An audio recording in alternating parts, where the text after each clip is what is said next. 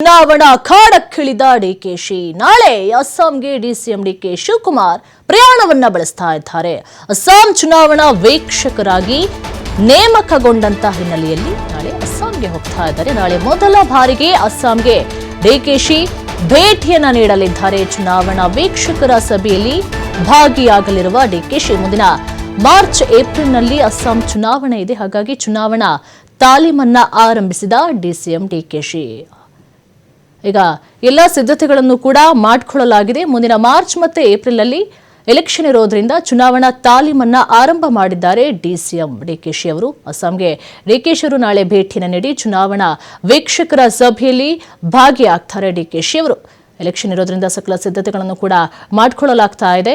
ಹಾಗಾಗಿ ಅಸ್ಸಾಂ ಚುನಾವಣಾ ವೀಕ್ಷಕರಾಗಿ ನೇಮಕಗೊಂಡಂತ ಹಿನ್ನೆಲೆಯಲ್ಲಿ ನಾಳೆ ಅಸ್ಸಾಂಗೆ ಪ್ರಯಾಣವನ್ನು ಕೂಡ ಬಳಸ್ತಾ ಇದ್ದಾರೆ. ಅಸ್ಸಾಂ ವಿಧಾನಸಭಾ ಚುನಾವಣಾ ಅಖಾಡಕ್ಕಿಳಿದಿರುವಂತಹ ಡಿಕೆಶಿ ಅವರು ಆಲ್ರೆಡಿ ಮೀಟಿಂಗ್ಗಳು ಕೂಡ ಆಗಿತ್ತು.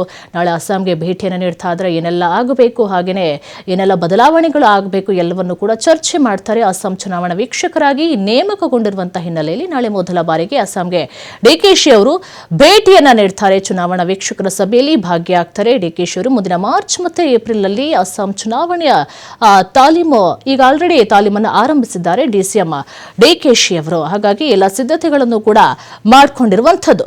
ಒಟ್ಟು ಅಸ್ಸಾಂ ವಿಧಾನಸಭೆಯಲ್ಲಿ ಒಟ್ಟು 126 ಸ್ಥಾನಗಳಿದೆ. ಸರ್ಕಾರವನ್ನು ರಚಿಸಲು ಕನಿಷ್ಠ ಒಂದು 64 ಸ್ಥಾನಗಳ ಅಗತ್ಯ ಇದೆ. ಹಾಗಾಗಿ ಎಲ್ಲ ಸಿದ್ಧತೆಗಳನ್ನು ಕೂಡ ಮಾಡಿಕೊಂಡಿರುವಂಥದ್ದು. ಫೆಬ್ರವರಿ 19, 2026ರಂದು ಅಂತಿಮ ಮತದಾರರ ಪಟ್ಟಿಯನ್ನು ಕೂಡ ಪ್ರಕಟಣೆ ಮಾಡಲಾಗಿತ್ತು. ಒಟ್ಟಾರೆಯಾಗಿ 2.49 ಕೋಟಿ ಮತದಾರರು ಕೂಡ ಇದ್ದಾರೆ. ಪರಿಷ್ಕರಣೆಯ ಸಂದರ್ಭದಲ್ಲಿ ಸುಮಾರು 2.43 ಲಕ್ಷ ಅರ್ಹವಲ್ಲದಂತಹ ಹೆಸರುಗಳನ್ನು ಕೂಡ ಪಟ್ಟಿಯಿಂದ ಆಲ್ರೆಡಿ ತೆಗೆದುಹಾಕಲಾಗಿದೆ. ಹಾಗಾಗಿ ಎಲ್ಲವೂ ಕೂಡ ಕಟ್ಟುನಿಟ್ಟಾಗಿ ಕ್ರಮವನ್ನು ಕೂಡ ತೆಗೆದುಕೊಂಡಿರುವಂಥದ್ದು.